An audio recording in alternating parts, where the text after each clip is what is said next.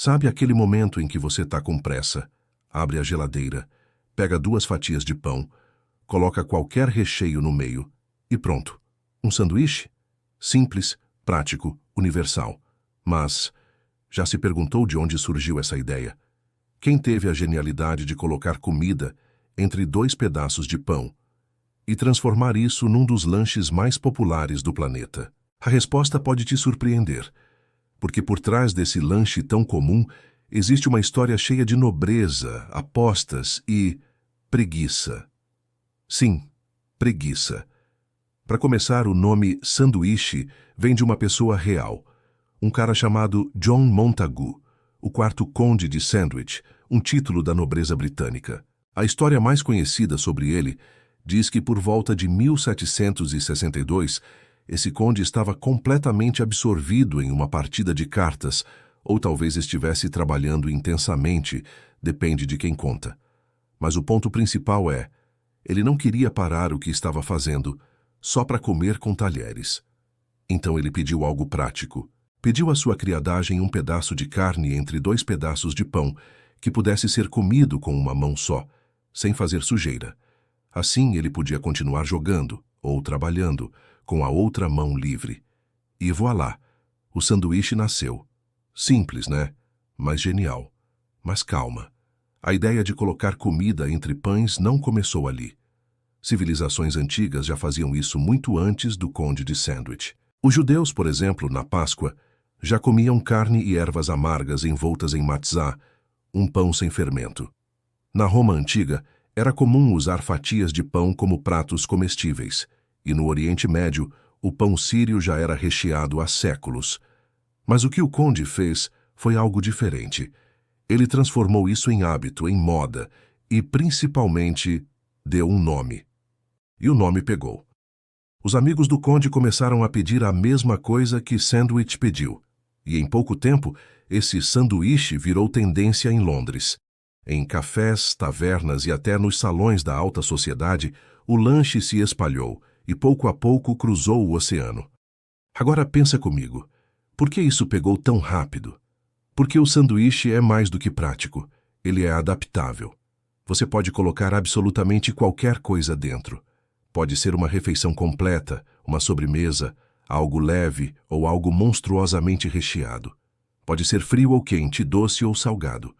Pode ser sofisticado ou totalmente improvisado. Essa versatilidade fez o sanduíche conquistar o mundo. Na França, surgiu o croque-monsieur. Na Alemanha, o famoso Brötchen com linguiça.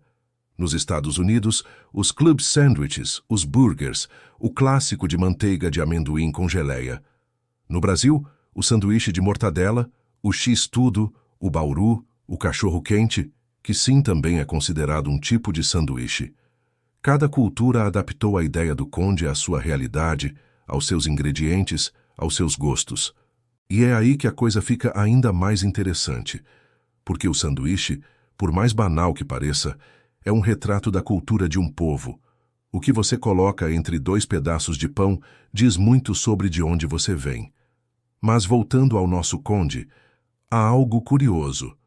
Ele nunca se vangloriou por ter inventado o sanduíche, nem deixou nenhuma receita. A fama veio por acaso.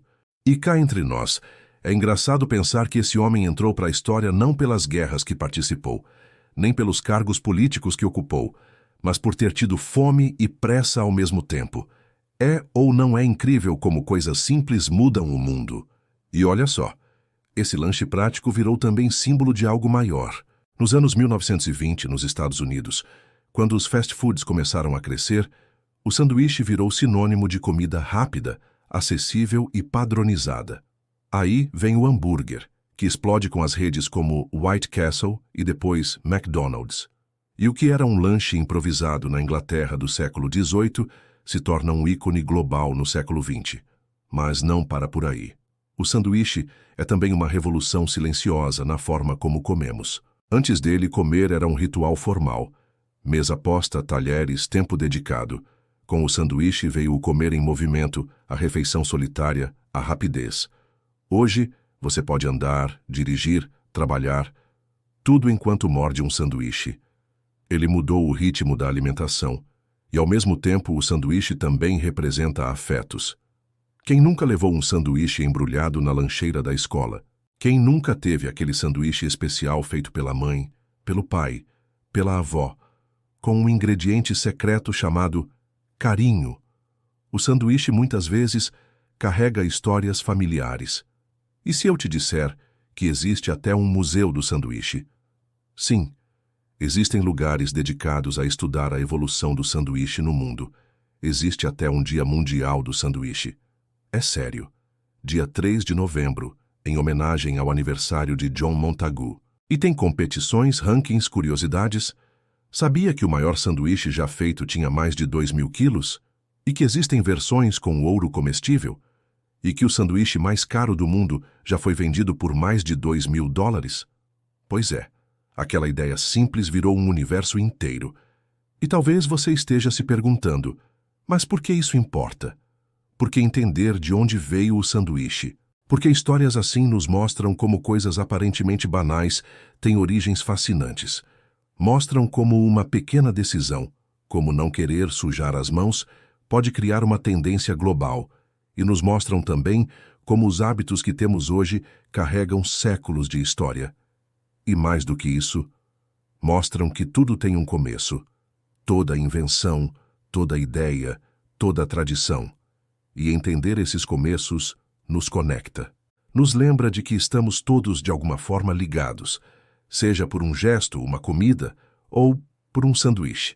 Então, da próxima vez que você der uma mordida em um lanche, pense nisso.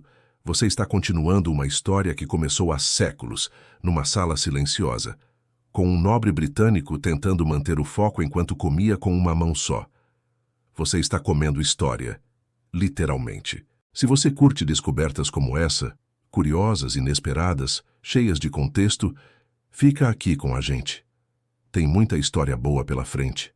Cada objeto, cada palavra, cada costume tem uma origem, e descobrir isso pode mudar a forma como você vê o mundo.